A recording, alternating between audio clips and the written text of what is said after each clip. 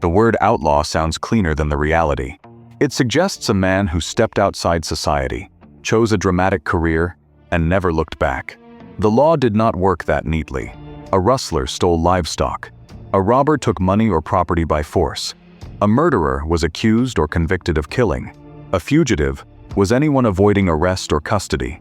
A man became formally wanted when a court, sheriff, marshal, or governor attached his name to a warrant, indictment, reward, or public description. Those categories could overlap, but they were not the same thing, and they did not become permanent at the same moment. Frank James and his younger brother Jesse James came out of western Missouri after the Civil War. Both had ridden with pro-Confederate guerrillas, men who fought outside the regular army and operated through raids, ambushes, family contacts, and local knowledge. The war ended in 1865, but the habits, grudges, and loyalties did not end with it. Former guerrillas knew which farms were friendly, which roads avoided Union veterans, and which relatives would keep quiet. That background helps explain how a criminal network could form. It does not excuse the robberies and killings that followed. On February 13, 1866, armed men robbed the Clay County Savings Association in Liberty, Missouri, taking almost $60,000 in bonds, currency, gold, and silver. A student named George Wymore was killed during the escape. Later stories often placed Frank and Jesse in the gang, but the evidence does not prove that either brother was there. That uncertainty matters. Once the James brothers became famous, old crimes had a habit of finding their way into their biography, whether the record supported the claim or not. The evidence is firmer after the robbery at Gallatin, Missouri, on December 7, 1869. Two men robbed the Daviess County Savings Association, and cashier John Sheets was shot dead. Jesse and Frank were identified as suspects, and surviving court papers show that a local man, Daniel Smoot, sued them for a horse, saddle, and bridle taken during the escape. The familiar story says Jesse mistook Sheets for Samuel Cox, the militia officer who had killed guerrilla leader Bloody Bill Anderson. That explanation appeared early, but the exact motive rests on testimony and retelling, not a confession recorded inside the bank. Gallatin changed the brothers' practical lives. A newspaper name was more dangerous than a campfire story. A reward notice could give a stranger a reason to study a face. A known alias could turn a hotel clerk into a witness. A warrant gave a sheriff legal authority to arrest, but authority still depended on distance, manpower, and local cooperation. Being named also changed the risk for anyone who sheltered him, because a private favor could now be treated as help given to a known fugitive. A county officer in Missouri did not possess a modern national system. He had letters, telegrams where service existed, printed descriptions, courthouse records, railroad contacts, and people who knew people. That was enough to make ordinary movement harder. A wanted man could not simply ride into the same livery stable every week. He had to judge whether the stable keeper recognized his horse, whether a deputy had visited his relatives, and whether a newspaper had printed a useful description. He might use another name, but he still had the same voice, friends, injuries, habits, and family. He could cross a county line, yet the warrant and the story might cross behind him. The first serious robbery could produce money for a few days or months. It also created a permanent logistics problem. From that point forward, every meal, horse, bed, doctor, and message had to be obtained without letting the wrong person learn where he was. That problem began with the horse. In films, a horse waits whenever the rider needs it and runs at full speed until the scene changes. A real horse, tired, went lame, needed water, needed feed, and could be recognized. A branded animal connected a rider to a ranch. A stolen animal created another victim and another report. A livery stable kept people, records, and gossip together, convenient for the traveler and anyone following him. A gang planning a robbery needed more than the horses under its saddles. It needed remounts placed along an escape route, or at least confidence that fresh animals could be bought, borrowed, or stolen. An exhausted horse advertised hard travel. A rider asking for 3 fresh horses after a bank robbery advertised something even clearer. During the flight from Northfield in 1876, the surviving James Younger men stole horses and used false explanations, including the claim that they were chasing the robbers. That trick worked only while news moved more slowly than they did. Food created the same dependence. Men could hide in timber, broken country, or an abandoned camp, but they could not live on secrecy. They needed food, cartridges, a fresh mount, a bed, and reliable news. Clothing wore out. Ammunition had to be replaced. A wound needed cleaning, bandaging, and sometimes a doctor. Winter shelter required a roof or serious equipment. Even a man willing to sleep outdoors eventually had to approach a ranch, store, relative, or accomplice. Frank and Jesse James had an advantage in Missouri because family and former guerrilla connections already existed. A cousin could pass a message without visiting a telegraph office. A farm could provide dinner and a horse while giving a stranger no reason to stop. Sympathy also had political roots. Some former Confederates viewed the James brothers through the bitterness of Reconstruction and treated law officers, railroad companies, and outside detectives as enemies. Jesse encouraged that view in letters to newspapers. It helped turn criminal flight into a political story, which was useful to him because sympathy could become shelter. Later outlaws built similar support in more remote country. Browns Park lay along the Green River near the meeting of Utah, Colorado, and Wyoming. Its location made jurisdiction awkward and travel difficult. Robert Leroy Parker, better known as Butch Cassidy, worked around the region before becoming a professional robber. Harry Longabaugh, known as the Sundance Kid, Elza Lay, Matt Warner, Isom Dart, and rancher Ann Bassett were also associated with the wider Browns Park world. The valley was not a secret fortress with guards at the gate. It was a community of ranches, trails, river crossings, businesses, friendships, and grudges. A hideout was useful because people lived nearby. John Jarvie's store and ranch served travelers and residents in Browns Park. A man passing through could buy supplies, hear who had arrived, and learn whether officers were asking questions. Outlaws who paid for meals or horses were not being generous for no reason. Good relations reduced the chance that a rancher would ride to the nearest law office. But every favor also created a witness who could later be threatened, questioned, rewarded, or followed. Money caused another problem. Stolen cash was not automatically usable cash. Gold and common banknotes could circulate, but large amounts attracted attention. Bonds might carry numbers or require a buyer willing to accept risk. Watches and jewelry had to be sold, often below value. Horses were valuable, but brands and descriptions could expose the seller. Payroll money might be easy to divide, yet suddenly spending freely in a small town was its own form of identification. A gang therefore needed fences and intermediaries, people willing to buy stolen property or convert it into something safer. Those people charged for the danger. A robber who believed he had taken $10,000 might receive far less after splitting the proceeds, paying helpers, replacing horses, and waiting for attention to fade. Crime had expenses, and the accounting was rarely kind. The outlaws' apparent independence rested on a growing chain of dependency. The rancher who supplied beef, the cousin who carried a letter, the merchant who ignored a suspicious purchase, the doctor who treated a wound, and the stable keeper who provided a horse, all became part of the same risk. Every necessity connected the fugitive to another person who could be questioned, followed, frightened, or paid. Because those contacts were unavoidable, hiding usually meant reducing recognition, rather than becoming invisible. An outlaw could shave a beard, grow a mustache, change a coat, use an alias, claim to be a cattle buyer, and move across a territorial line. He could camp away from roads and enter town only when supplies ran low. Those methods sometimes worked. They worked best where nobody had a good photograph, the description was vague, and the man behaved quietly. Small Western communities also made anonymity difficult. A stranger's accent could stand out.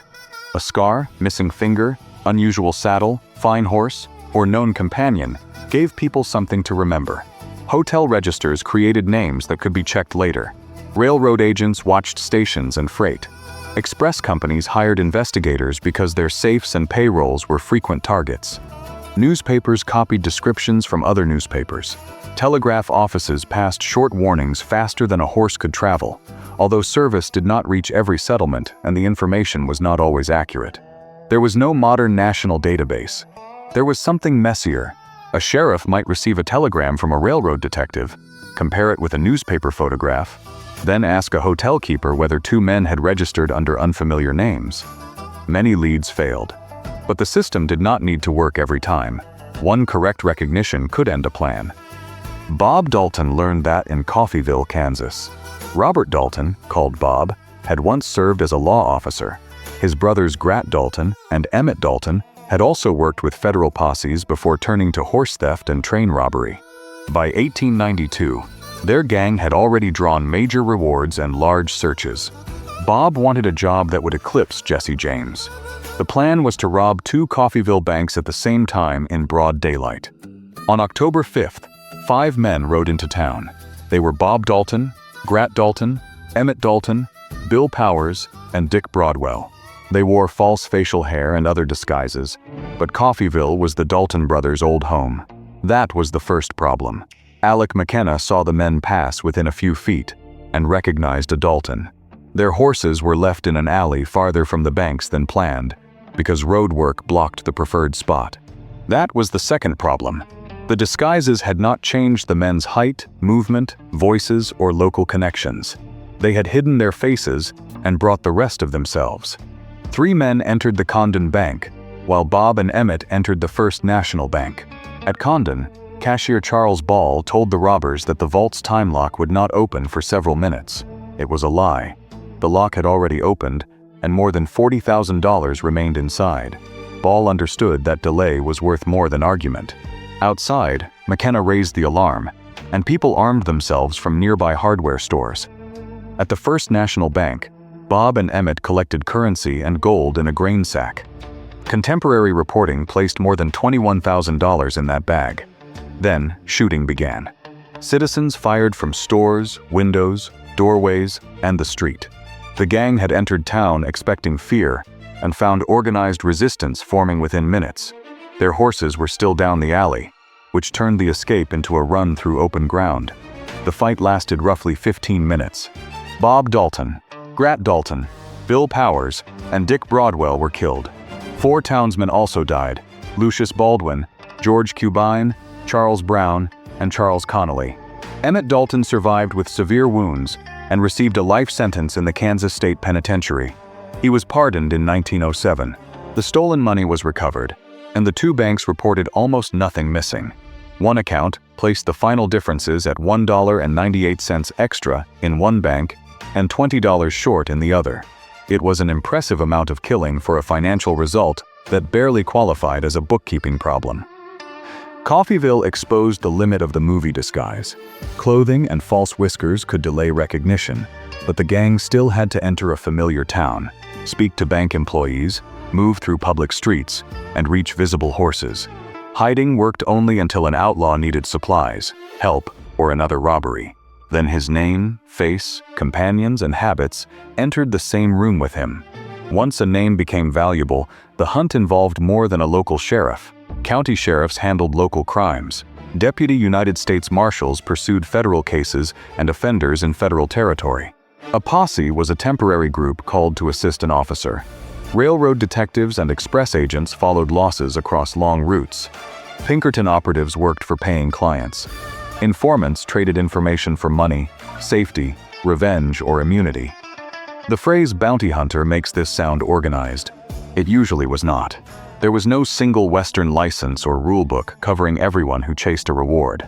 Some were sworn officers, some were private detectives, some were volunteers, and some were criminals bargaining against other criminals. The mixture produced useful intelligence, false reports, and disasters.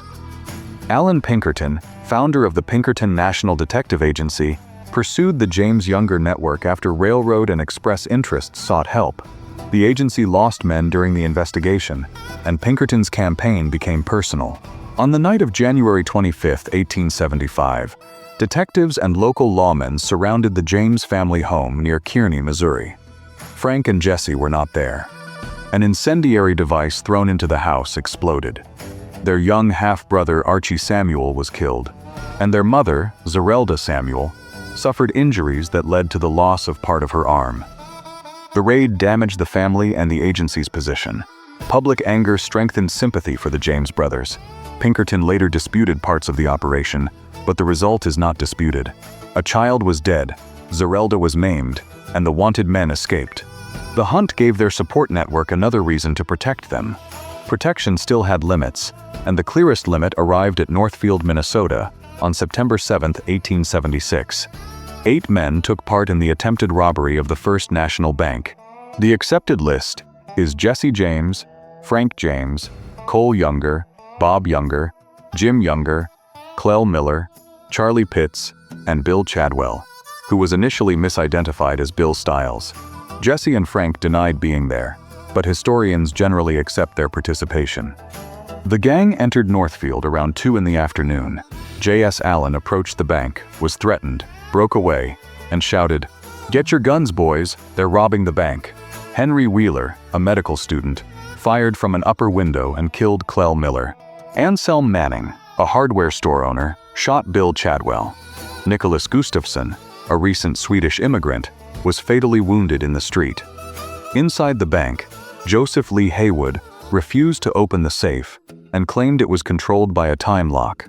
The safe held about $15,000. The robbers left it behind and took only small change from the counter. Alonzo Bunker escaped through a rear door despite being shot in the shoulder. Before leaving, one robber killed Haywood. The entire raid lasted only minutes, but it destroyed the gang that had entered town. The survivors fled south and west. Now the same logistics that once protected them worked against them. Wounded men needed food and treatment. Tired horses needed replacement. Farmers watched roads. Telegraph messages warned towns ahead. Railroad lines moved armed searchers. Stable keepers could describe animals. Doctors could be questioned. Relatives could be watched. Camps left tracks, food remains, and reports from anyone forced to provide directions. For roughly 2 weeks, hundreds of volunteers and officers searched southern Minnesota. Jesse and Frank separated from the others and escaped. Near Madelia, a teenage farm boy helped trigger the final pursuit. On September 21st, Watonwan County Sheriff James Glispin and local volunteers closed on Cole, Bob, Jim Younger, and Charlie Pitts. Pitts was killed. The 3 younger brothers, already carrying multiple wounds, surrendered. On November 20th, the Youngers pleaded guilty to robbery and murder charges and received life sentences in Stillwater State Prison.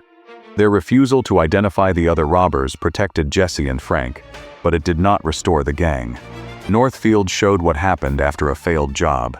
Men who had entered with 8 horses and a planned route left with wounds, missing companions, stolen mounts, and hundreds of people looking for them. Once mobility failed, every practical need became a visible trail. Capture did not end those needs. It concentrated them inside wagons, trains, courthouse rooms, and jails. A prisoner depended on guards for food, movement, mail, and lawyers. Shackles reduced the chance of escape, but did not remove it. Guards could hate him, underestimate him, or become predictable. Public attention made every transfer harder.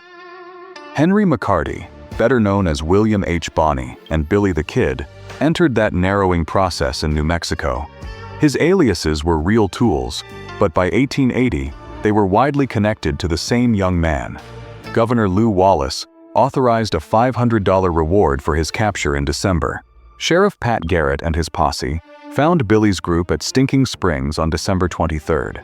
Charlie Bowdry was killed, and Billy surrendered with Dave Rudabaugh, Tom Pickett, and Billy Wilson. Garrett moved the prisoners through Fort Sumner and Las Vegas toward Santa Fe under guard and in restraints. Crowds gathered because newspapers had already made Billy a public figure.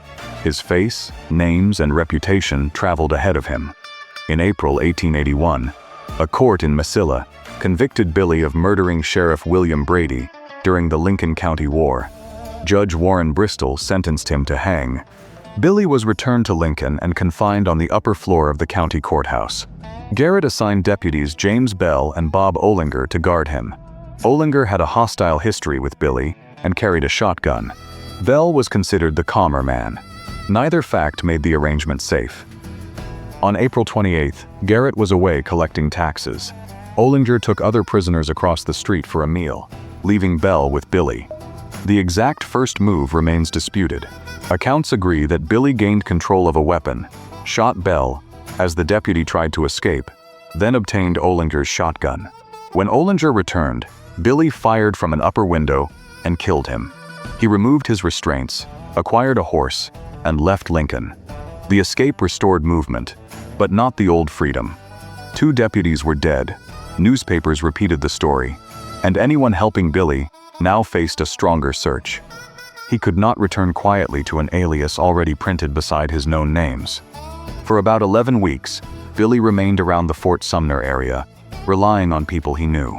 On July 14, 1881, Garrett entered Pete Maxwell's house at Fort Sumner while looking for him. Garrett later published an account of the encounter, with help from writer Ash Upson. That book is valuable because Garrett was present, but it was also interested testimony from the man defending his own actions and reputation. The narrow fact is firm. Garrett shot Billy, and a local coroner's jury examined the death the next day. Billy's body was buried at the old Fort Sumner Cemetery. His death produced arguments almost immediately, and later claimants said he had survived. The surviving public records, the inquest, and the people present make survival stories far weaker than the documented death. The legend offers escape. The evidence does not. Jesse James faced a different ending less than a year later. After Northfield, Jesse formed a newer gang without the old guerrilla bonds. Dick Little, one associate, cooperated with authorities. Robert Ford and his brother Charlie Ford also entered Jesse's circle while discussing reward terms with Missouri Governor Thomas Crittenden. A proclamation offered $10,000 for the capture of Frank and Jesse James. On April 3, 1882, Robert Ford shot Jesse inside the James home in St. Joseph, Missouri. Jesse was living under the name Thomas Howard and presenting himself as a cattle buyer. The alias protected him from strangers, but not from men he had invited into the house. Robert and Charlie Ford were charged with murder, convicted, and quickly pardoned by Governor Crittenden. They received part of the reward and legal favor, though not the clean admiration they may have expected. Calling that ending cowardice explains little. Reward money, immunity, fear, conflict, and exhaustion all mattered. An outlaw group depended on men who knew that the first one to cooperate might survive. The more pressure the law applied, the more valuable betrayal became. Fame made the next bed, horse, and trusted companion harder to find.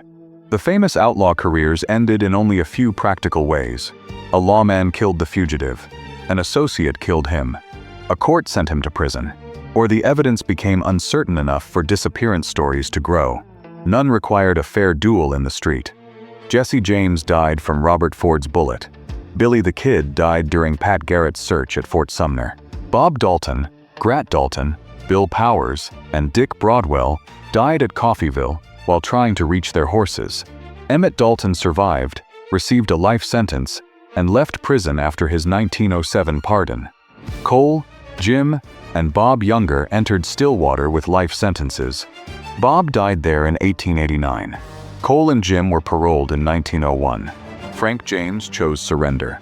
On October 5, 1882, he gave himself up to Governor Thomas Crittenden in Jefferson City. He faced trials, was acquitted, and lived until 1915. Surrender was less dramatic than a gunfight, but it was a rational choice when a courtroom offered better odds than the next posse, accomplice, or robbery. Butch Cassidy and the Sundance Kid carried outlaw life into a period with better rail connections, faster reporting, and more professional company investigators. Cassidy's first major robbery is usually dated to June 24, 1889, when he, Matt Warner, and Tom McCarty took more than $20,000 from the San Miguel Valley Bank in Telluride, Colorado. Members of the Loose Wild Bunch later used Browns Park, Robber's Roost in Utah, and Hole-in-the-Wall country in Wyoming. They used trains, rooms, ranch work, letters, and respectable clothing. A studio photograph taken in Fort Worth, Texas, in 1900, captured Cassidy, Harry Longabaugh, Ben Kilpatrick, Harvey Logan, and Will Carver in formal clothes. Copies reached investigators. The men had paid for a polished portrait and improved the visual record used to hunt them. Looking respectable helped for an afternoon. A clear photograph remained useful for years. Cassidy, Longabaugh, and Etta Place left for South America in 1901. Cassidy and Longabaugh later returned to robbery. In November 1908, two English-speaking bandits robbed a mining payroll in Bolivia. They were cornered at San Vicente after a branded mule connected them to the stolen shipment. Soldiers and local officials surrounded their lodging, and two foreign men died inside after a gunfight. Those men are widely believed to have been Butch Cassidy and the Sundance Kid. The conclusion fits the route, timing, and disappearance of both men. It is not documented with the certainty of Billy the Kid's death. Bolivian authorities did not positively identify the bodies by their real names, and later searches for matching remains did not settle the question. San Vicente is the most accepted ending, not an identification beyond dispute. Afterward, the practical business continued. Bodies were photographed. Coroners recorded wounds. Sheriffs claimed credit. Governors approved rewards or pardons. Relatives defended the dead. Accomplices sold memoirs. Newspapers, dime novels, Wild West shows, and later films converted short, violent careers into celebrity. They removed much of the waiting, hunger, bad horses, failed information, and dependence that filled the actual experience. The numbers left behind are less romantic. At Northfield, about $15,000 remained in the safe, while Joseph Haywood and Nicholas Gustafson died. At Coffeyville, 4 citizens and 4 robbers died, and the money was recovered. Billy escaped Lincoln on April 28, 1881, and was dead by July 14. Jesse lived under an alias in St. Joseph, yet a $10,000 reward made the men inside his home more dangerous than the strangers outside it. The places remained. Billy's grave is at the old Fort Sumner Cemetery in New Mexico. The younger brothers served their sentences at Stillwater State Prison in Minnesota. Coffeyville preserved the Condon Bank building and the memory of the citizens who resisted. San Vicente built part of its identity around 2 bodies that were never conclusively named. The public saw the robbery, photograph, reward, and death. The outlaw lived through the less visible questions. Which ranch was safe? Which horse could last? Which note could be spent? Which doctor would stay silent? Which friend had begun talking to the law? Life as an outlaw was not continuous freedom. It was continuous dependence, under a growing risk of recognition.